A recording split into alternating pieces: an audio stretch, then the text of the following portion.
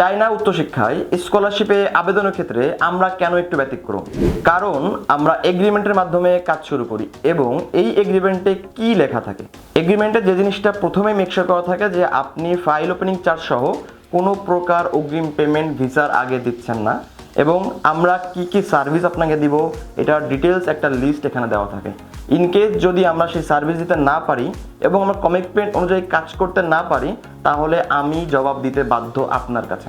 এগ্রিমেন্টে আরও লেখা থাকে ইনকেস যদি ভিসা না হয় তাহলে এগ্রিমেন্ট অনুযায়ী আপনি আমাকে কোনো টাকা দিতে বাধ্য না এবং আমিও আপনার কাছে কোনো টাকা দাবি করতে পারবো না।